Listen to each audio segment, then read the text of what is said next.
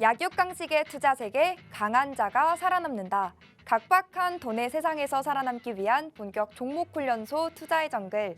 안녕하세요. 저는 진행의 김민소입니다. 저희 투자의 정글은 오후 4시부터 50분간 생방송으로 진행되고요. 여러분의 아픈 고민 치료해드리는 방송입니다. 방금 문을 닫은 오늘의 시장부터 가장 발빠르게 점검해드리고요. 이에 못지않게 따끈따끈한 종목 상담 시간도 이어집니다. 그동안 여러분 마음고생시킨 종목부터 또 오늘 당일 손실 보신 종목까지 여러분의 고민이라면 전부 상담 신청을 받고요. 멘토님과 함께 하나하나씩 그 고민들 치료해드리도록 하겠습니다. 무엇보다 수요일과 목요일 투자의 정글에는 멘토님과 함께하는 투자 강의 시간까지 마련돼 있죠. 이 50분 동안 꽉 막힌 여러분의 종목 고민 속 시원하게 해결하시고요. 다양한 투자 정보들까지 모두 챙겨가시길 바랍니다. 자, 그럼 오늘 시장은 어땠는지 저와 함께 살펴보시죠. 개장 초반 크레디트 스위스의 폭락이라는 리스크에 양시장 약세를 보였습니다. 다만 스위스 당국이 크레디트 스위스 은행에 유동성을 지원한다는 소식이 들려오면서 외국인이 매도 물량을 거두어 들였고요. 낙폭을 줄여갔습니다. 코스피부터 살펴보겠습니다. 전일 대비 0.08% 내린 2,377.91포인트 기록했고요. 코스닥은 전거래일 대비 0.10% 오른 781.98포인트로 반등에 성공한 모습입니다. 아직 남아있는 이 실리콘밸리 은행 사태 여파로 물가 안정을 최우선으로 해온 미 연준의 긴축 행보가 후퇴하는 등 피봇이 나타날 것이라는 주장에도 힘이 쏠리고 있는데요. 또 다음 주에 있을 FOMC를 기다리며 우리는 계속해서 또 촘촘하게 대응 전략을 세워나가야겠죠. 오늘 우리와 함께해 주실 전문가님도 바로 소개해드리도록 하겠습니다. 어제에 이어 오늘도 함께해 주실 텐데요. 차트 위의 아티스트이자 차트의 신이신 차티스트 김진영 대표님 나와주셨습니다. 차트의 신답게 대표님은 차트 하나로 돈의 미래를 예견해 주십니다. 또한 차트를 바탕으로 차트를 통해 차트에 의한 그런 수익의 매직까지도 보여주시는데요. 어떻게요? 바로 이렇게요. 차트가 탄탄한 종목, 그래서 수급이 쏠리는 종목, 즉 탄력적인 종목들로 이렇게 수익의 매직을 직접 보여주십니다. 더욱이 이 요동치는 시장에서 빨간불을 켜줄 종목을 혼자 캐치하긴 결코 쉽지가 않죠. 그런데 이 불안정한 3월 시장에서도 대표님은 매일매일 그 어려운 일을 해내주시고 계십니다. 특히 이 수익률은요. 보시는 것처럼 당일 공약일 기준 당일 상승률을 반영했습니다. 좋았다가 나빴다가 이렇게 오락가락하는 시장에서도 탄력적인 종목들, 강한 종목들 선별해 주십니다. 오늘만 해도 한네트와 나래나노텍 두 가지 종목 공략해 주셨고요. 이번 주에만 함께 하셨더라도 상단에 노란색으로 표시해둔 두 줄을 모두 여러분 챙겨가실 수가 있었습니다. 또 찍으면 상한가에서 찍상이라고 불리시는 대표님은 이 수식어에 맞게 상한가 종목들도 계속해서 공략해 주시고 계십니다. 원웨이로 흘러내렸던 지난 12월 장에서도 1월과 2월 시장에서도 보여주셨고요. 불안정한 지금 시장에서도 꾸준하게 상한가 종목을 추가로 더해주시는데요. 그래서 이제 상한가 종목들의 수만 해도 총 60개입니다. 여러분 누적 상한가 수를 살펴보니까요. 그냥 운이 아니라는 것쯤은 확실하게 알 수 있겠죠. 더구나 대표님은 여러 종목 남발하셔서 이러한 상한가 종목들의 수를 기록해 주신 게 아니고요. 장 전에 몇 종목 짚어주시는 종목들이 전부 다 상한가 간다는 점 강조드립니다. 여러분도 이렇게 요동치는 시장에서 상한가를 맛보고 싶다. 아니 단 한 종목이라도 맛보고 싶다 하시는 분들이라면 대표님과 지금부터 함께 하시면 되겠습니다. 대표님과 함께하는 방법 소개해드릴게요. 좌측에 QR코드 하나 보이시죠? 이것과 똑같이 생긴 QR코드가 우측 하단에 방송 중에 계속 띄워드릴 예정입니다. 여러분 스마트폰 기본 카메라 켜시고요. 이 QR코드에 가까이 비추시기만 하면 입장 링크가 생성됩니다. 그 링크 꾹 누르시고 지금 바로 들어오시죠. 이 노란톡 활용하셔서 꾹 들어오시길 바랍니다. 내 종목이 많이 아파요. 긴급 처방 필요해요 하시는 분들과는 저희가 종목 상담도 진행이 됩니다. 접수 방법 알려드릴게요. QR코드 스캔하시고 노란톡방 입장하신 다음 종목명, 매수가, 비중, 그리고 여러분만의 고민 내용 남겨주시면 김진영 대표님이 여러분의 그 아픈 고민들 직접 치료해드리도록 하겠습니다. 자, 그럼 본격적으로 우리 투자의 정글 오늘도 힘차게 시작합니다. 렛츠고!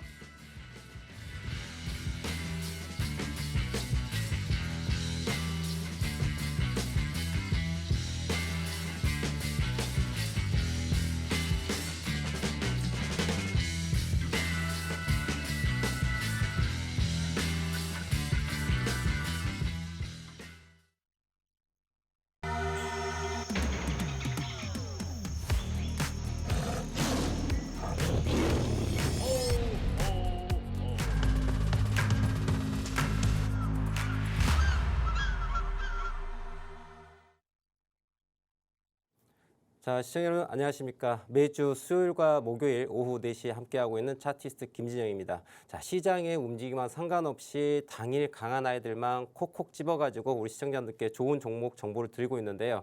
자, 그간 작년 12월 5일부터 방송을 시작해서 지금까지 대략 한 60거래일이 조금 넘는 것 같습니다. 한 세 달 정도 되어 가고 있는데요.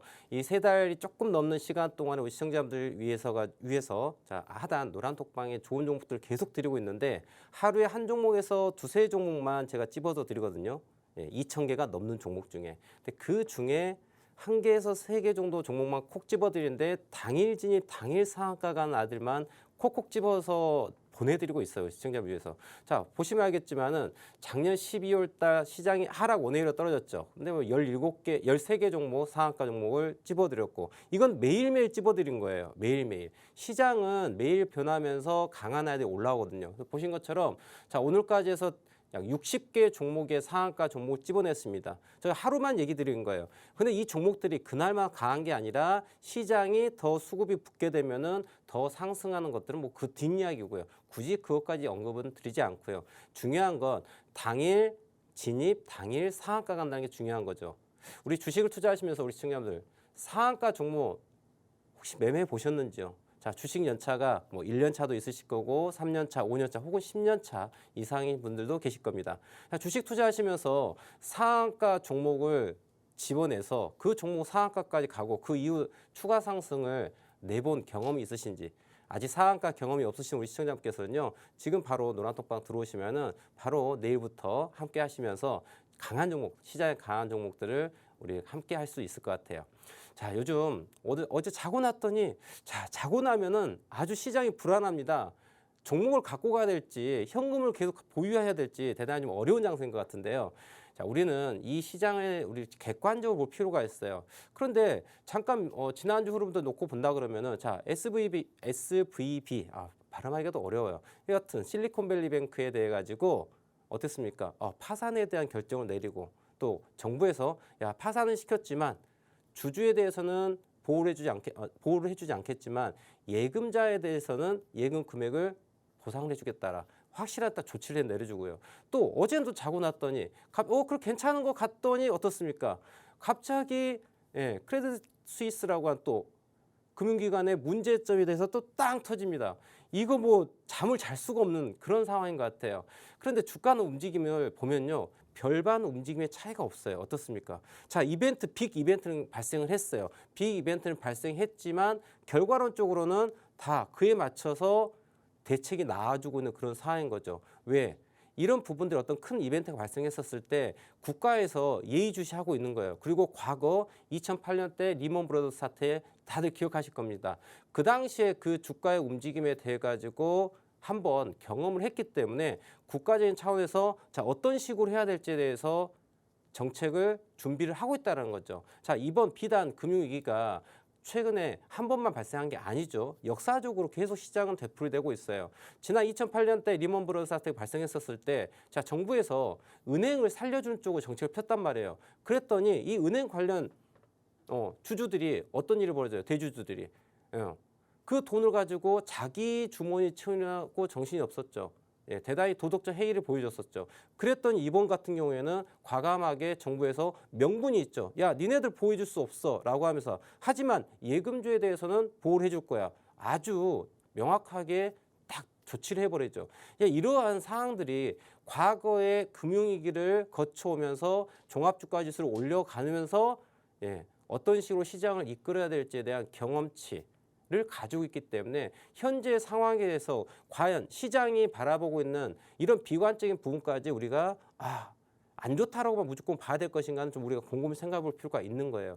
제가 이 부분을 차트 갖고 좀 설명을 드리도록 하겠습니다. 자, 지난 우리나라 종합주가지수를 함께 봐볼 텐데요.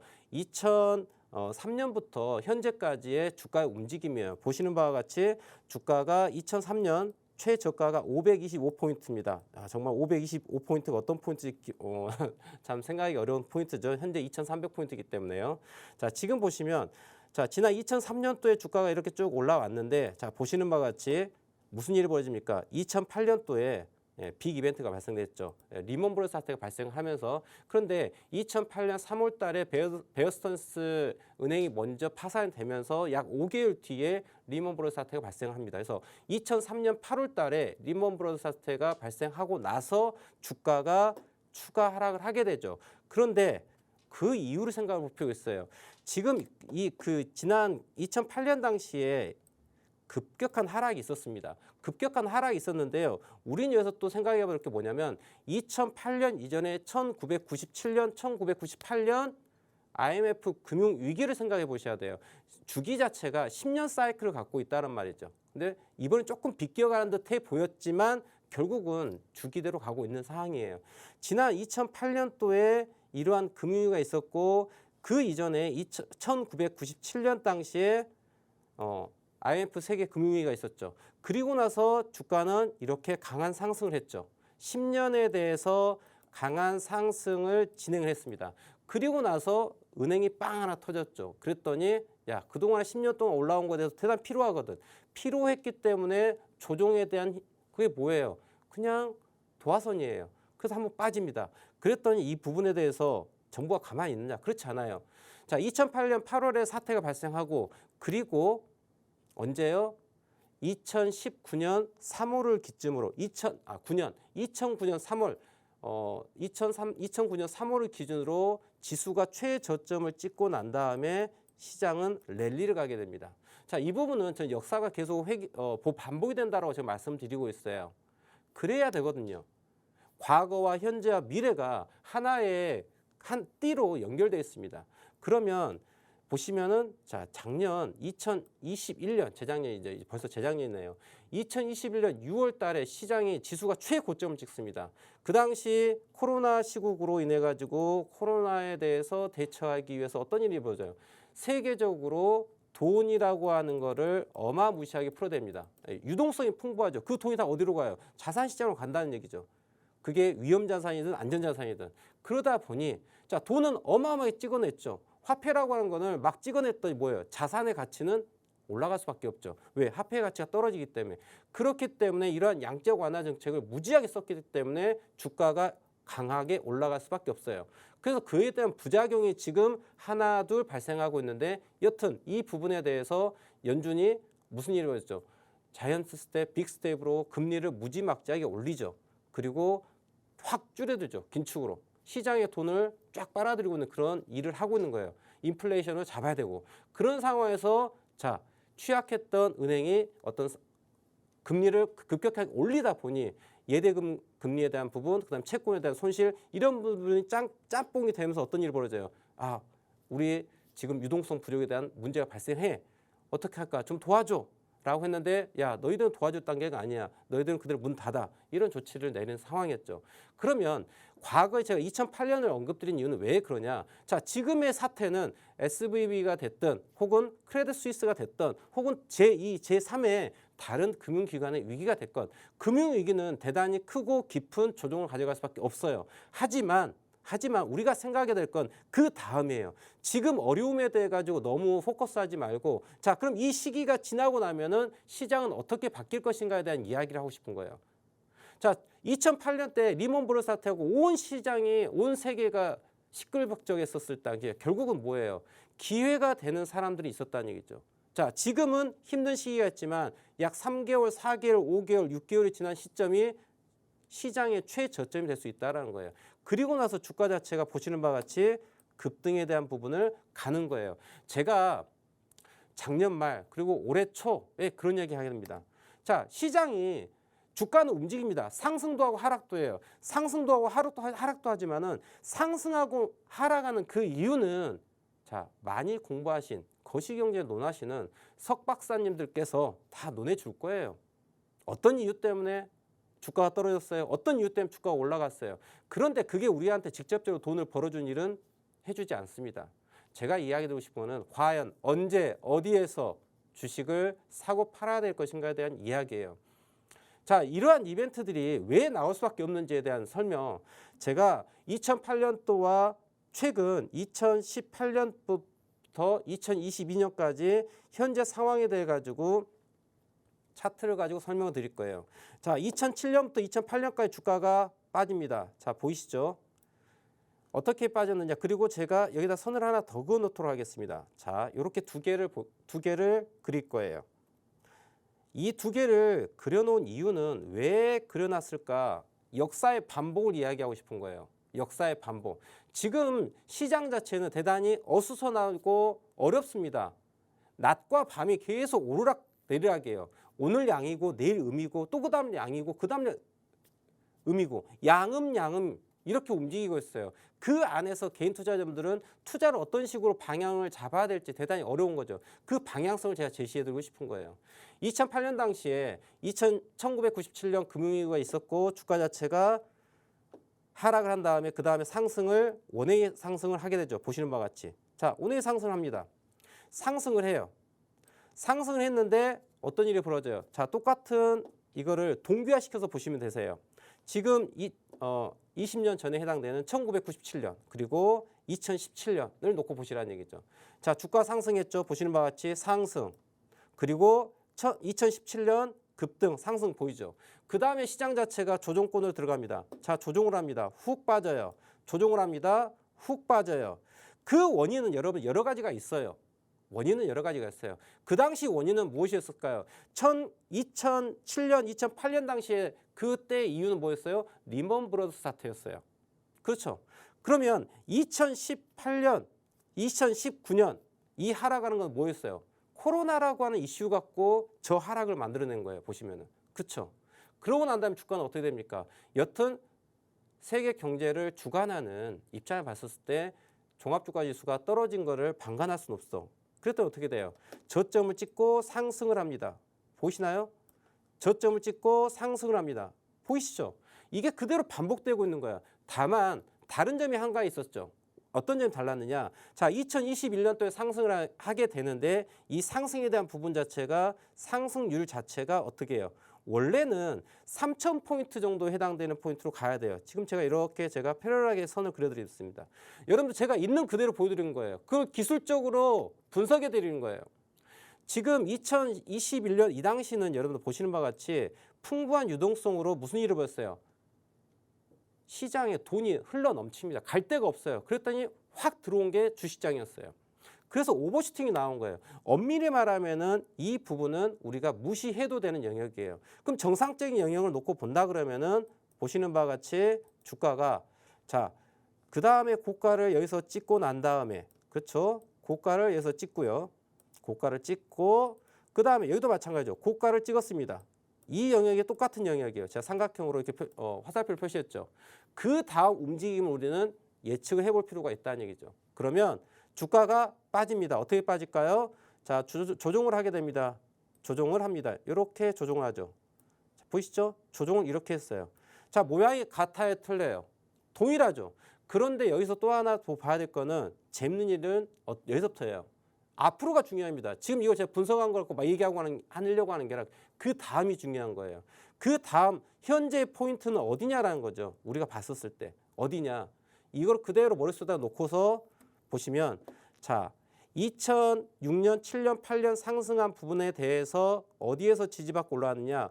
61.8% 라인의 연장선에서 주가가 딛고 올라온 걸 확인할 수 있죠. 확인되시죠? 그러면 똑같이 우리는 이걸 적용할 수 있어요. 어떻게? 2017년, 18년 고가에서 하락한 부분에 대해서 61.8% 라인에서 어떤 일이 벌어져요? 작년 연말에 주가가 지지받고 올라오는 모습. 딱 이 구간이라는 거죠. 그럼 우리는 여기서 어떤 걸 생각할 수 있어요? 시장 자체가 어떻게 움직일 확률을 가지고 있다.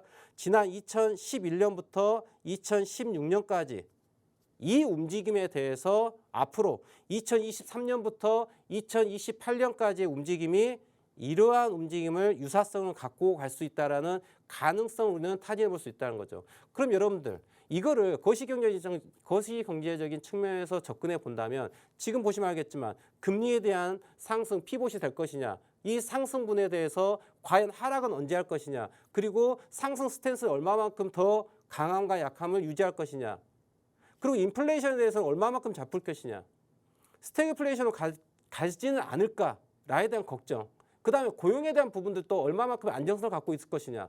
지금 이 시장의 이슈예요. 그럼 자 생각해 보시면요. 자, 최근 3, 4년, 4, 5년 동안에 유동성 풍부한 공급을 통해 가지고 양적 완화 정책을 폈던 부분들을 긴축으로 가야 되는 부분이에요. 그럼 결국은 시장은 위축될 수밖에 없고요. 그럼 이 부분들은요, 결국은 힘의 겨루기가 이루어집니다. 자, 상승이냐, 성장과 그다음에 침체와 이런 부분들의 힘에 대한 밸런스를 맞춰야 돼요. 그러면은 자, 거시경제적인 측면으로 얘기를 한다고 하면은 고용, 금리, 인플레이션 이런 부분들 큰 빅 이슈들이 결국은 계속 이슈화 되면서 오늘은 좋았다, 내일은 나쁘고 내일은 또 나빴다가 그 다음 날 또 좋았다. 이게 반복되는 거죠. 지금 비단 최근 일주일 사이를 한번 생각해 보십시오. 자, 실리콘밸리 뱅크 사태에 대해 가지고 정부의 정책 나오는 거. 그다음에 크레딧 스위스에 이에 대해 가지고 채권에 대해서 어떤 처리에 대한 부분들. 그리고 또 어제 저녁 뉴스가 또 나왔었을 때는 크레딧 스위스 CEO가 나왔고 우리나라가 아니죠. 우리은행 감사 결과 보고 나왔는데 야, 건전해. 문제 없는 것 같아.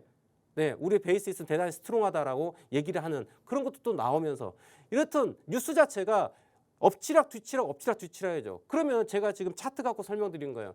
나는 잘 모르겠고 이러한 거시 경제적 측면에 대해서는 난 잘 모르겠어. 이게 내가 투자함에 있어가지고 어디서 매수, 어디서 매도해야 될지 난 잘 모르겠단 말이야. 하지만 차트를 딱 보시면 어떻습니까? 이미 예견되고 있다는 거죠. 자, 시장 자체가 강하게 상승할 수도 없고 강하게 하락할 수도 없는 그러한 가두리에 갇혀가지고 점진적 상승을 하겠지만 상승과 하락을 반복하는 장세가 될 것이다. 그런데 이 부분에 대해서 훌륭하신 경제학자분들께서는 시장의 거시경제적인 측면에서 설명을 하겠죠. 인플레이션이 어떻고 금리가 어떻고 성장이 어떻고 고용이 어떻고 이해되시겠습니까? 중요한 건 그거예요. 과연 이 시점에서 우리는 어떻게 투자를 할 것이냐. 투자람에 있어가지고 여러분들 시장이 아무리 좋지 않다 하더라도 여러분들 상한가 가는 종목, 강한 종목은 있습니다. 우리 시청자분들 저와 함께 오랫동안 하신 분들 다 아실 거예요. 제가 작년 12월 달부터 오후 4시 수요일과 목요일 함께 하면서 우리 시청자분들 이 노란톡방에 함께 하고 있는데요. 오셔가지고 제가 작년 12월 달 하락 원웨이로 시장이 떨어짐에도 불구하고 매일 상한가 종목을 찝어드린다는 얘기죠. 그게 사실이라는 거죠. 거의 한 70거래일 정도 되는 것 같습니다. 70거래일 동안 매일 한 종목씩 찍어드렸더니 60개 종목의 상한가를 찝어드려요. 근데 제가 여기에서 언급드린 거는 20 몇 프로 올라가는 것들 언급하지 않습니다.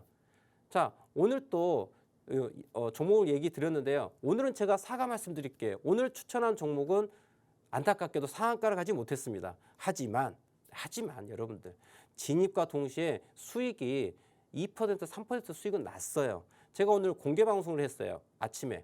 오전 9시에 매일 공개 방송을 해드리고 있어요. 제가 우리 시청자분들께 정말 좋은 정보를 드리고 싶고 차트의 언어를 가르쳐드리고 싶어요. 그런데 시간이 부족합니다.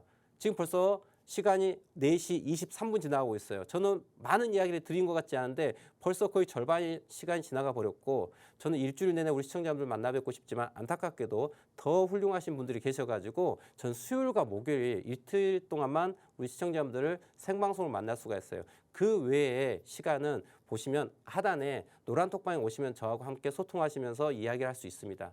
오늘 오전 9시 제가 매일 오전 9시에 공개방송을 진행하고 있어요. 공개방송 링크는 하단 노란톡방에 오시면 들어올 수가 있고요.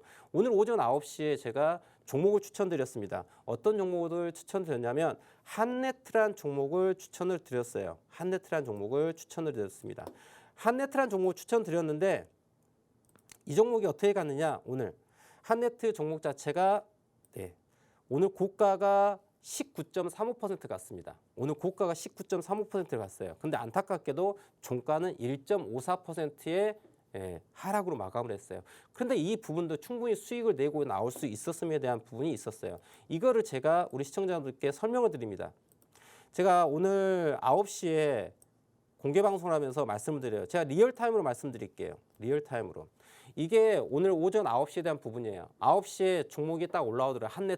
한네트가 딱 올라오길래 9시 4분에 자, 한네트 종목이 괜찮은 것 같습니다라고 말씀을 드립니다. 괜찮다고 말씀드렸어요. 그래서 자, 함께 하신 분들께서는 한네트 매수했겠죠.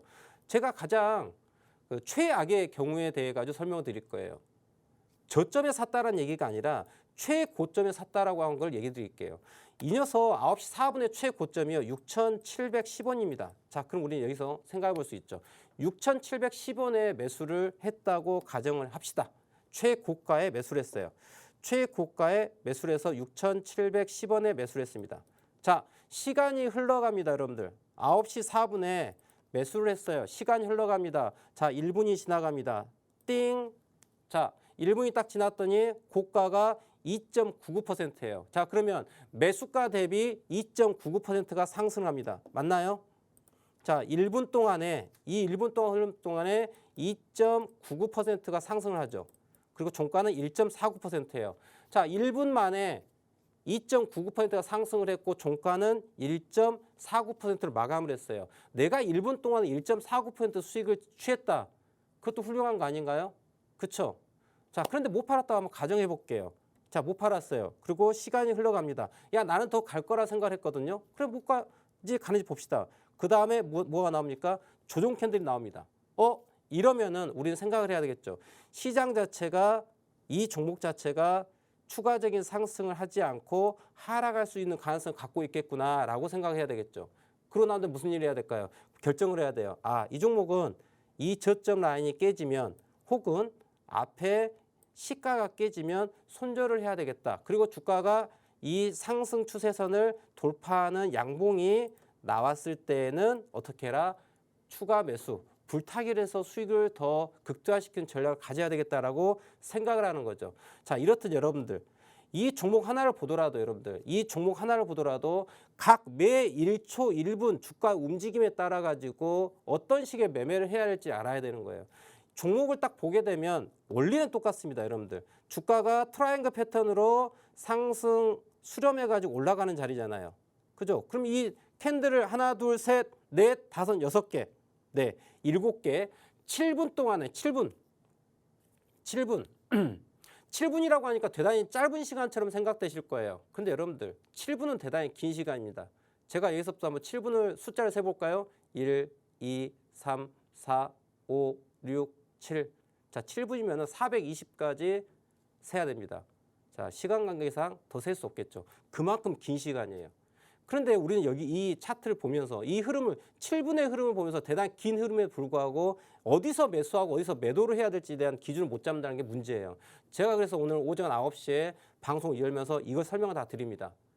어디에서 어떻게 매수하고 매도해야 될지. 여러분들 종목을 하나를 가지고 매매하더라도 이 종목을 왜 매수하는지 왜 매도하는지 이유를 알아야 되는 거죠.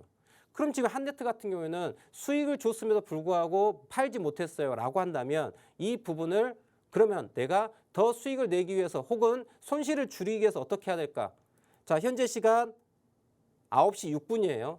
이 차트를 놓고 보면 9시 6분 기준으로 이 종목을 어떻게 정리를 내려야 될까? 지금 선 2개로 끝내는 거예요, 여러분들. 선 2개로. 자, 이 종목 자체가 상승, 조정, 상승, 조정, 상승 중에 있어요. 그러면 이게 진짜 가려고 한다면은 어디를 넘어가야 될까요? 어디를 넘어가야 될까요?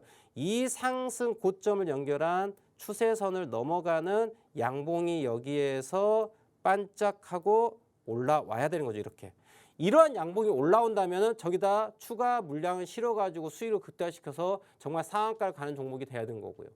그런데 만약에 이 종목이 이렇게 가지 못하고 만약의 경우에 음봉이 이렇게 떨어진다라고 했을 때는 어떻게 해야 될까요? 음봉을 떨어진다 그러면은 이거는 더 이상 올라가지 못한다고 생각하고 비록 내가 6,710원에 매수했지만 한 1, 2%, 2, 3% 정도 손절을 잡고서 다시 매매 기술을 잡아야 기회를 잡아야 되겠죠.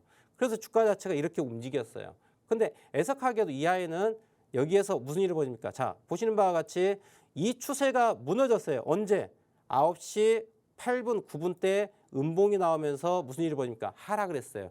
그럼 이 종목은 내가 6,700원에 매수를 했다 하더라도 여기 깨지는 음봉 자리에서 손절을 하고 난 다음에 이만큼에 대해서 손절한 부분을 자, 오늘 하루를 지켜보면서 혹은 내일 다시 재진입 포인트를 공략하면은 이 포인트를 잡을 수가 있겠죠. 그럼 실질적으로 이하의 오늘 하루 움직임 어땠느냐?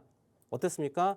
봤더니 하루 종일 주가가 아침에 고가를 만들고 난 다음에 어땠습니까? 시장 자체가 계속 하락을 했었어요.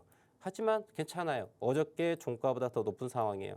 이 종목 내일 또 한번 봐보십시오. 만약에 오늘 이 종목 여기에서 이만큼, 자, 이거를 제가 도형의 크기 갖고 제가 설명을 드리도록 하겠습니다. 자, 보십시오.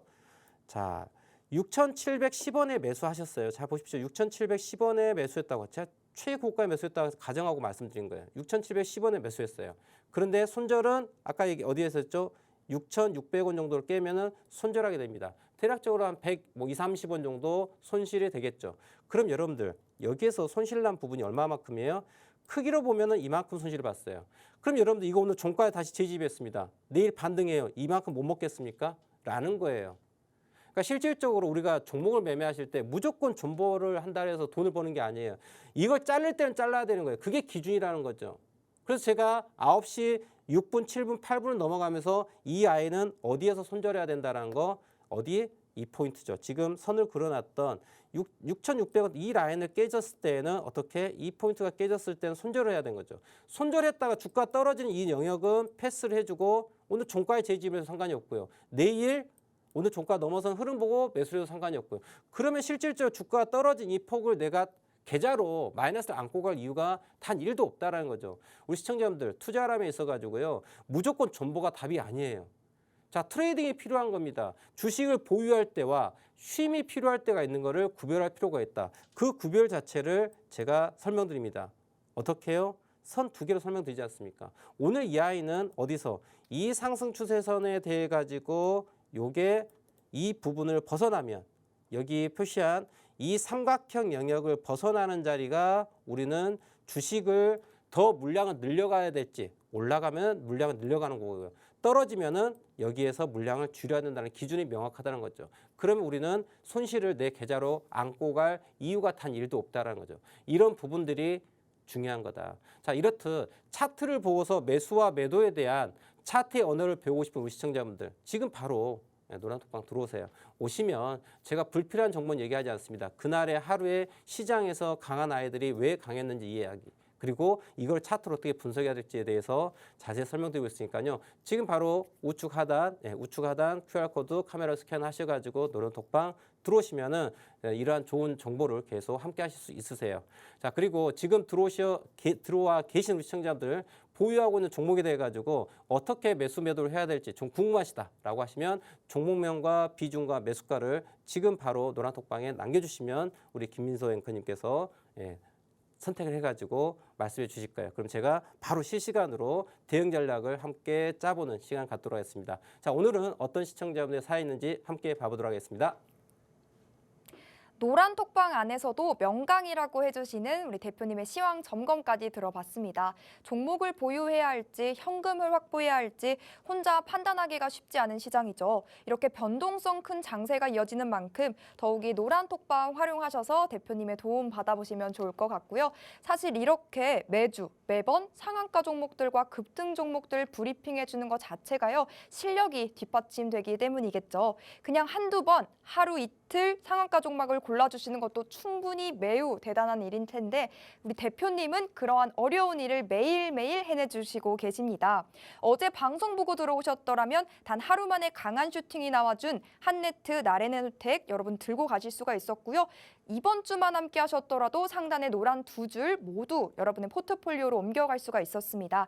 대표님은 시장이 오르든 안 오르든 상관없이 상한가 가는 종목들도 계속해서 챙겨주시죠. 그래서 현재까지 누적 60종목의 상한가 종목을 픽해 주셨습니다.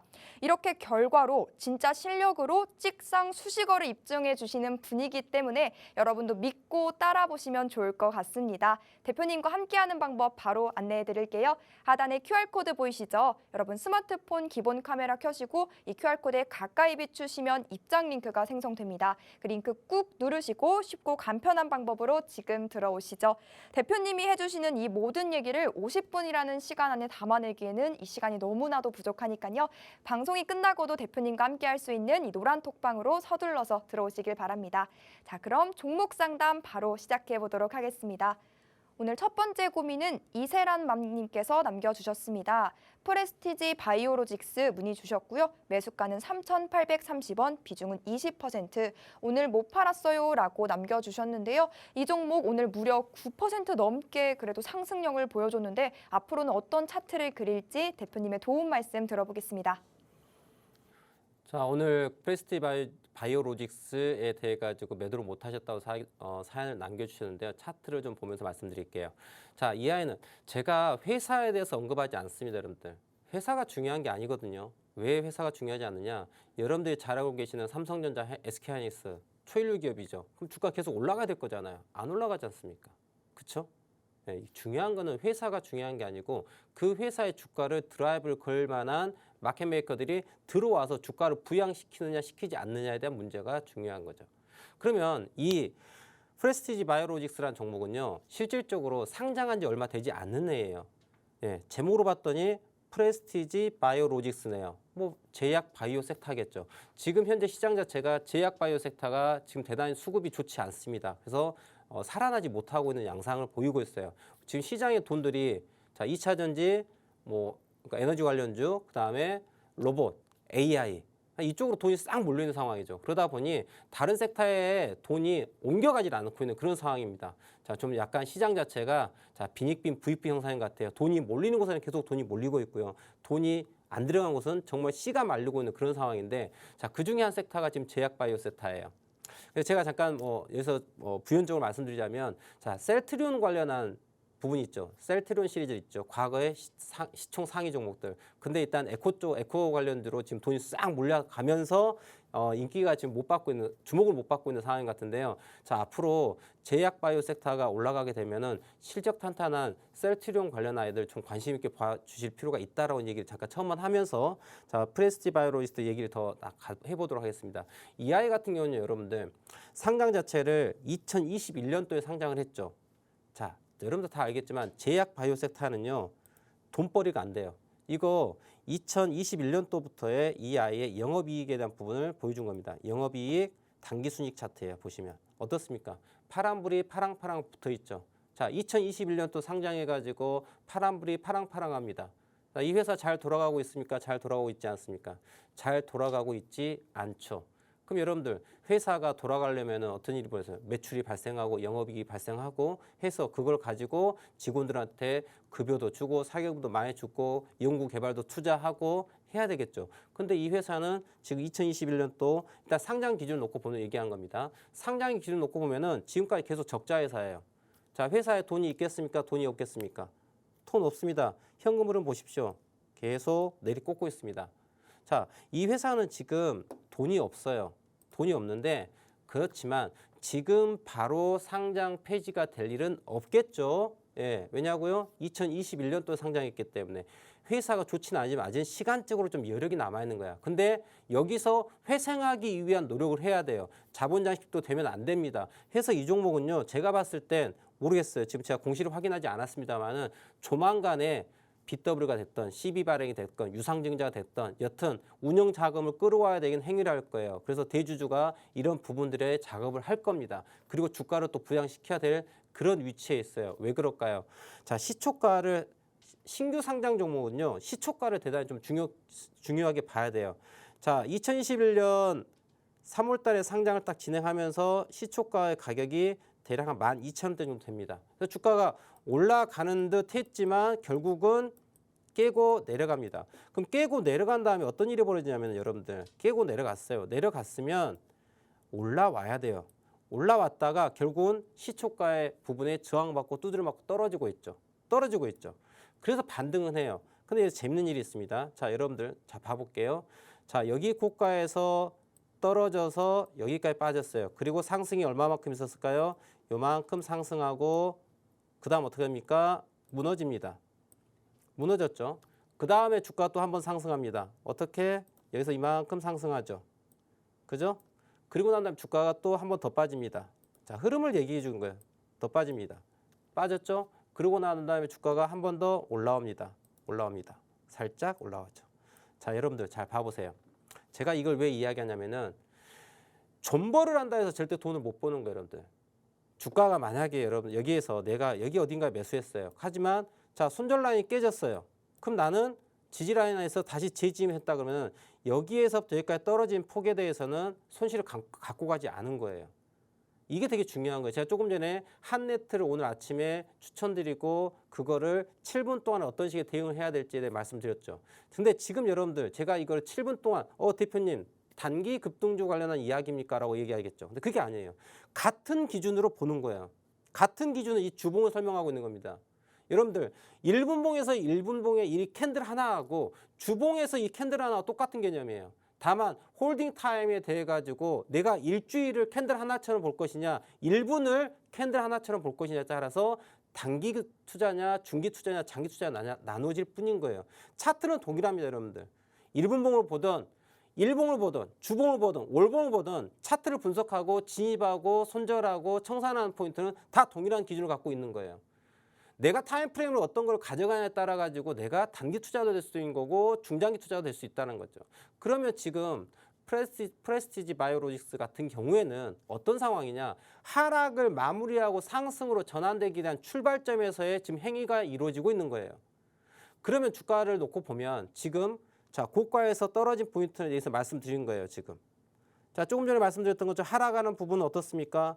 자 하락하는 부분은 여기에서 파란색 표시할게요. 자 여기서부터 여기까지 빠집니다. 그리고 여기서부터 여기까지 빠집니다. 그리고 여기서부터 여기까지 빠지고요. 그리고 여기서부터 여기까지 빠지고요. 그리고 여기서부터 여기까지 빠져요. 자 여러분들 이거 대단히 중요한 거예요. 차트라고 하는 거는 흐름을 이해할 필요가 있다는 거죠. 여러분들 지금은 프레스티 바이오로직스는 더 이상 빠질 포인트가 없는 거예요. 그러니까 실질적으로 지금 자리는 어떤 변화가 있었느냐. 자 변화에 대한 이야기를 해드립니다. 상승하는데 이만큼 상승합니다. 보이시죠? 상승하는데 이만큼 상승합니다. 상승하는데 이만큼 상승해요. 상승하는데 이만큼 상승하고 상승하는데 이만큼 상승합니다. 어떤 차이가 있었을까요, 여러분들?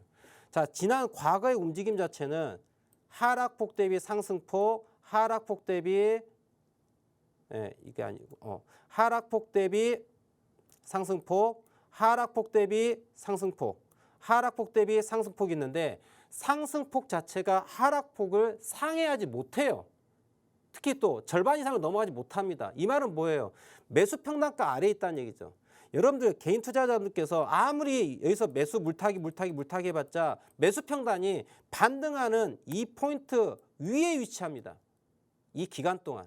이 1년이 넘는 2년에 가까운 시간 동안에 2년 시간 동안에 이 프레스티 바이오로직스를 매매했던 개인 투자자들의 평균 단가는요. 이 세력들이 작업해갖고 올려드린 이 고가 라인에 못 올라가는 자리 그 위치에 더 높은 위치에 매수평단 항상 위치하게 돼요. 이렇게 만들어져 있어요. 구조가.